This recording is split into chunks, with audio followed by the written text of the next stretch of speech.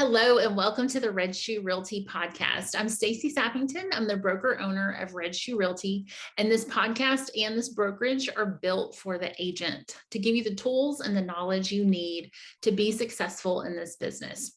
And today I'm so excited about this topic, credit repair. And today I'm with Amber Woodard.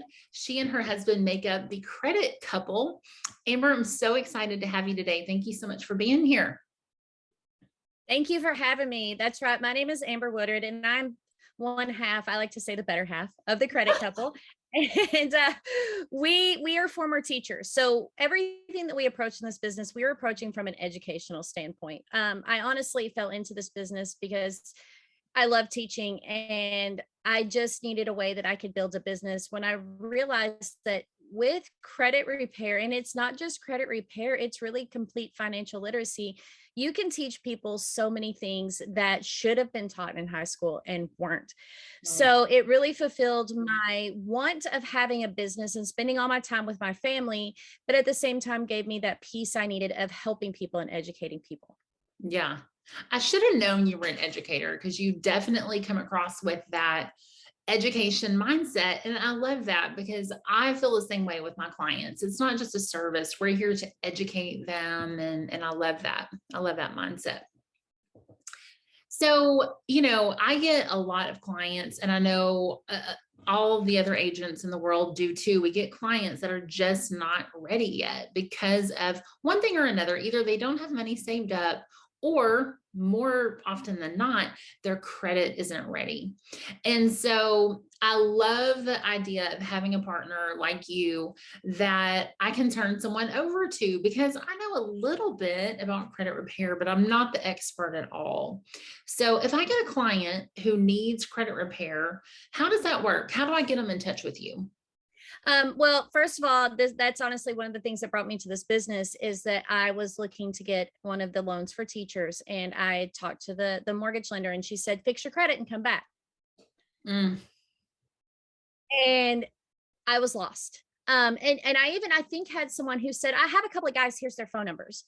And my head went, I'm a teacher. I can't pay thousands of dollars for this, and I don't really want to talk about what I did to my credit. So I think a lot of the times the introduction, if you can make it through a three-way message or a three-way email, is best. Like, take that pressure off of the client that they have to actually pick up the phone and call and say, okay, I want to talk about all my mistakes. Right. It makes it easier if you can kind of hook that up and be the middleman, and it puts some accountability on as well. Because then they're like, okay, it's in my face, I have to do it. Yeah. But once you get them with me, we're going to go in and we're going to set up a time to talk. My preference is always to talk on the phone, or sometimes even if they're close to me, we'll talk in person, but at least I need them to hear my voice. I need to hear their voice for a few reasons. Number one, there are a lot of bad people out there that do things with finances.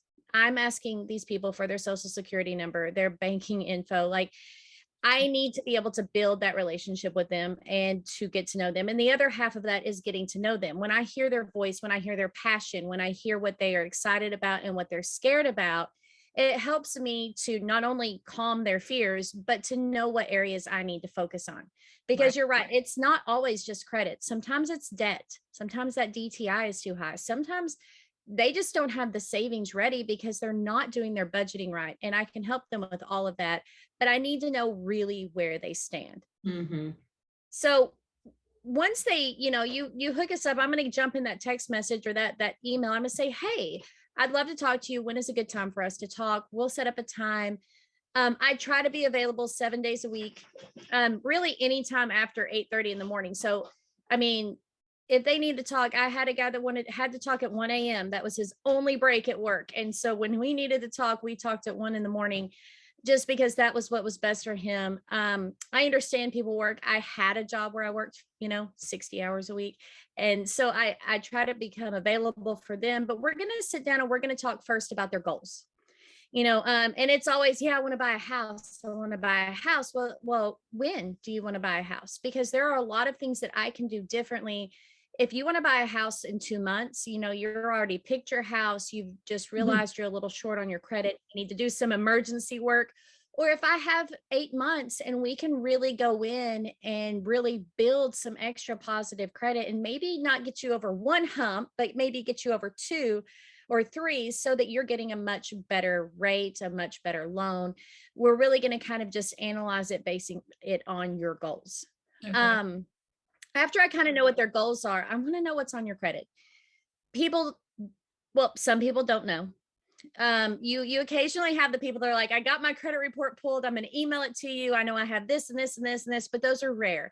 Yeah. And then of course, people lie. They don't want to, but they really don't want to talk about that bankruptcy, or they don't want to talk about the eviction that they just had that maybe isn't on their report now, but it's going to be before they go through the process. So we're going to go through and we're going to talk about everything. I can use their reports if they have them.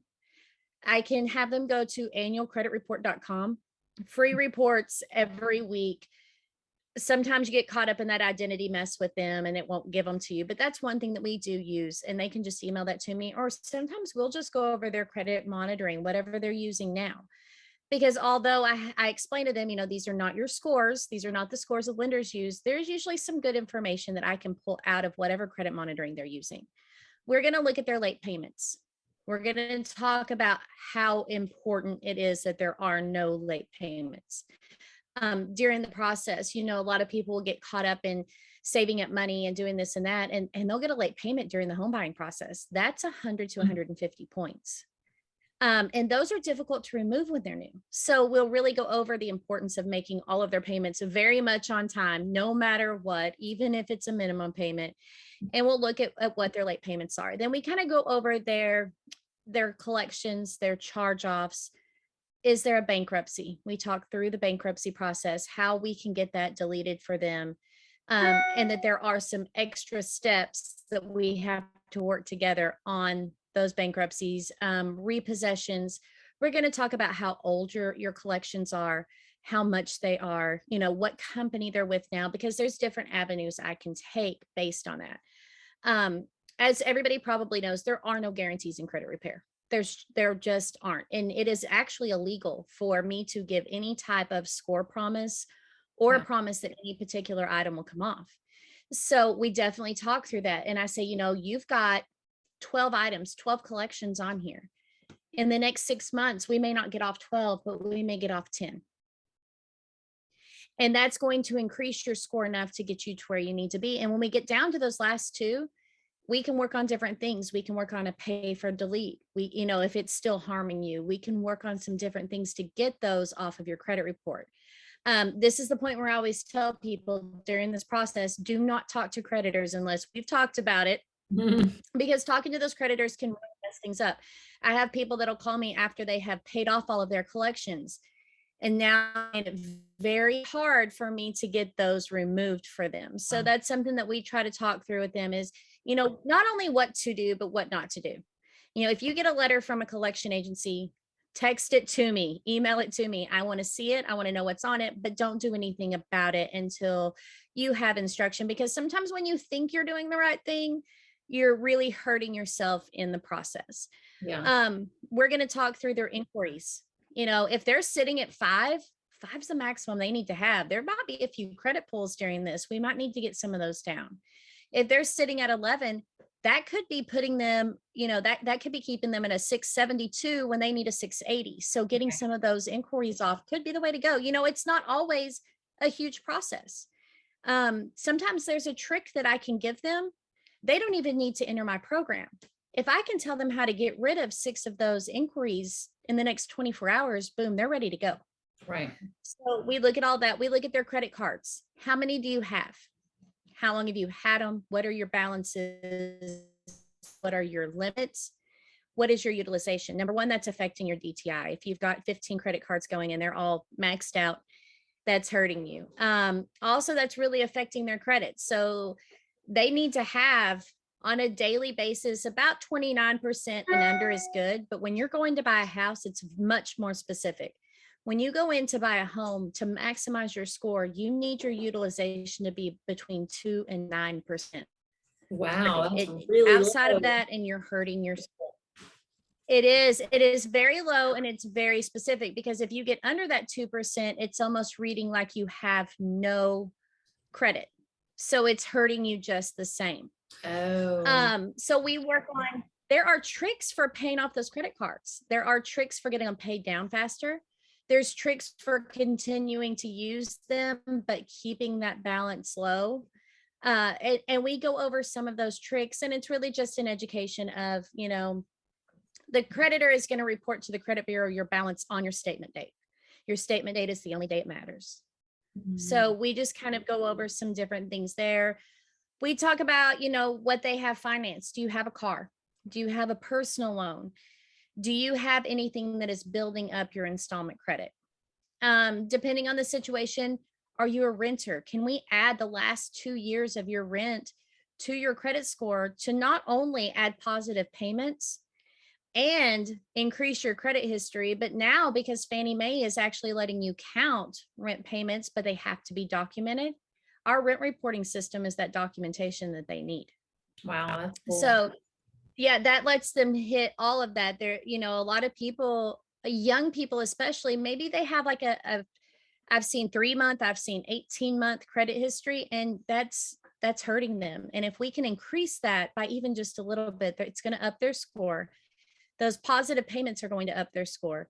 And Yeah. like I said, now it's going to be a recorded rent payment that they can use when they go through underwriting. From there, we draw up a plan. You know, most cases, people need building and repair. You know, and I'm going to tell them, okay, we need to get this credit card down to here and that credit card down to there. Make sure you're still using that one that's been zeroed out for a few months, or they're going to close it on us and that will hurt us. And then we're going to look at, okay, maybe they need to add a revolving line. Some of them will hurt you, some of them won't. I have a couple that will do no inquiry, shows up as a $500 line, and it's not really going to stop someone unless they're, you know, in the last few weeks before they go to buy the house. As long as it's a few months before, it's not going to stop them from getting a house. And different things that we can do there. I talked to them about our process. You know, we're going to go in and we're going to dispute every negative item. Everything that's on there, we're going to dispute it in this first round. We are going to go after your inquiries if you have too many of them as well.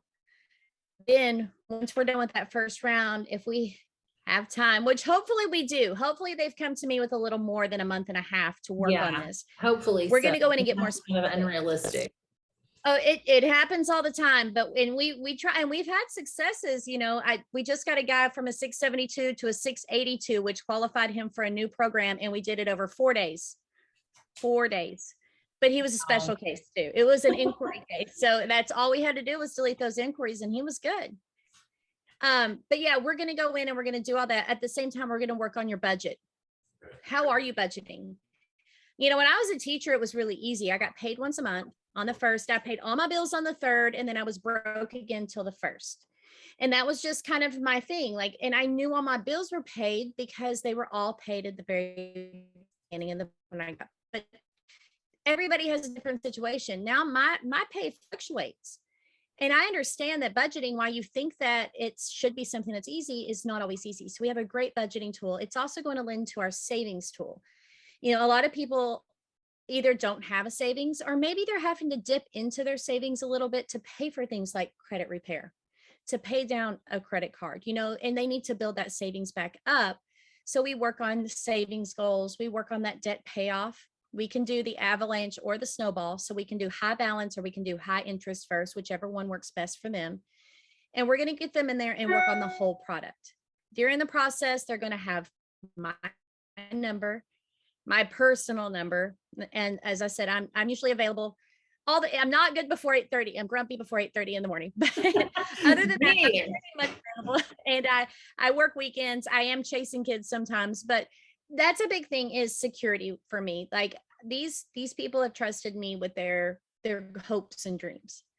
And I need to try to be available, even if it's just to calm nerves.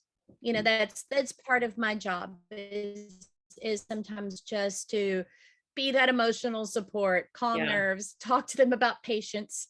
that sort of thing. And we're going to work together to get to their goals. Anytime that something happens, I want to know. I have clients text me every day. Score went up 2 points. Score went down 5 points.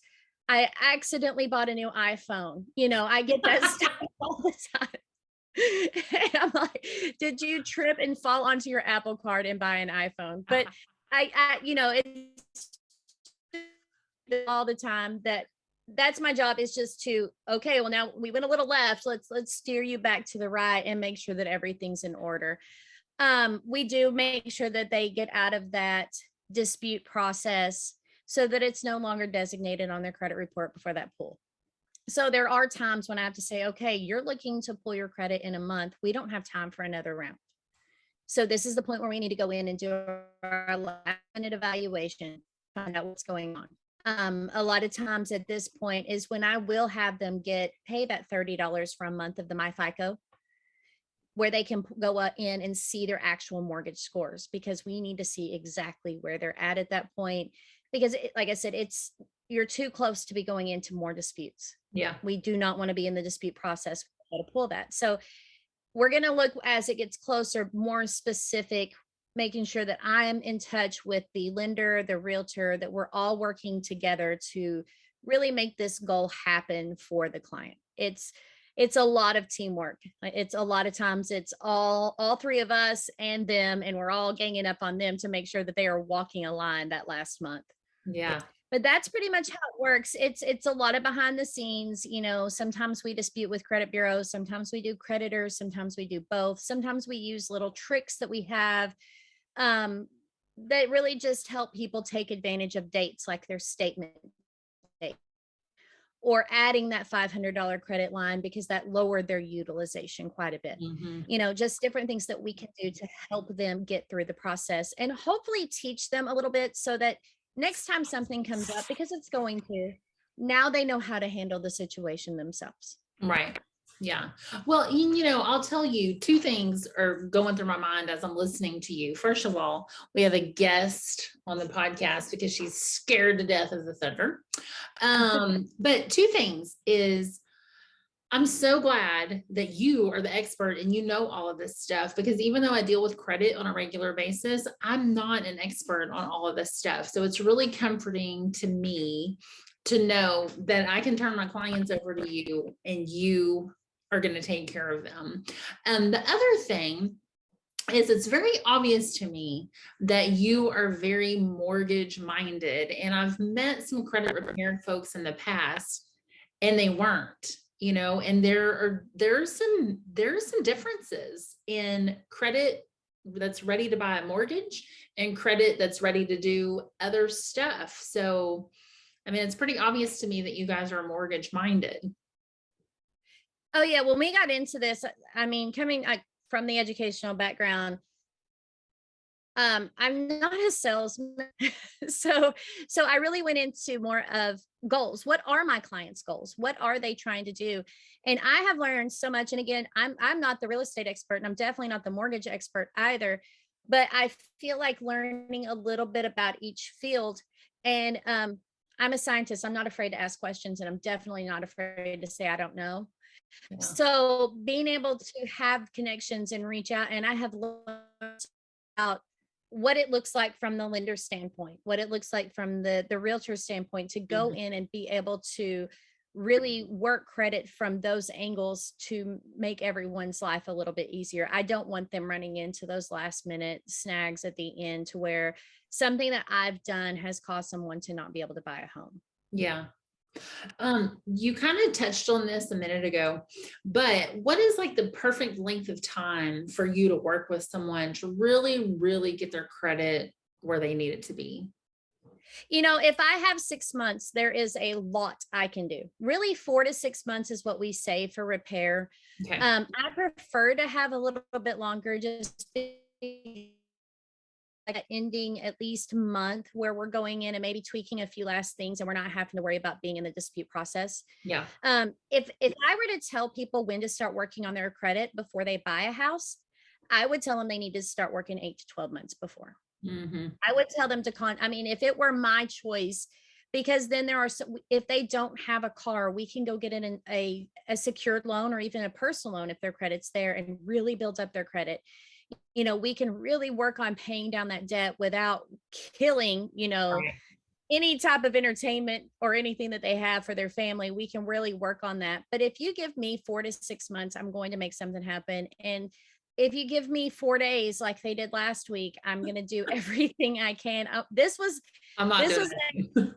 I'm telling you, this was even better. This was Thursday before Easter, and he needed it by Monday after. So Oh really, Friday, no. Saturday, and Sunday don't even count because it was a holiday, but we still were able to make it happen just because there was one trick that I pulled out from there, and I went, wait a minute. I can't guarantee this is going to work, but this is the only option I have. So let's just see what happens, because worst case scenario, he's, in the same place on Monday, and it Right. worked. So we're going to work anything we can to make it happen as possible. But Okay. like I said, if I'm going to talk to a potential home buyer, I'm going to say, you need to start 12 months in advance. You need to know what's on your credit. You need to be working on it. You need to be knowing what the steps are. But 4 to 6 months and we're generally good. Okay. That's good. Yeah. And I like to tell buyers that too. Don't wait until you're ready. Get ahead of it and make sure that all those bricks are in place so that we can go when it's time to go. Definitely. I really, it's so stressful when people are getting down to that final pull on their credit, and they're still having stress about exactly where their score is when we're teetering on like 2 points and you don't know what's going to happen. And it's incredibly stressful for me. And most of these people I've never even seen face to face. I can't imagine what it's like for someone who maybe their lease is about to be up and they're going to be homeless if they don't close. So Yeah, I definitely would rather keep us all from that situation. for sure. Yeah. Awesome. Well, that is a really good information. I'm so glad that we connected. And for you guys that are tuning in, I'll have her name, phone number, and email there so that you can reach out via text or email and introduce her to your clients. And thank you so much for being here and sharing all this information with me. It's so valuable. Thank you for having me. And thank you for having the special guest. I love special guests. I mean, whatever. We go with the flow around here. Okay, guys. Well, thank you so much for tuning in to this episode of the podcast, and I will see you next time.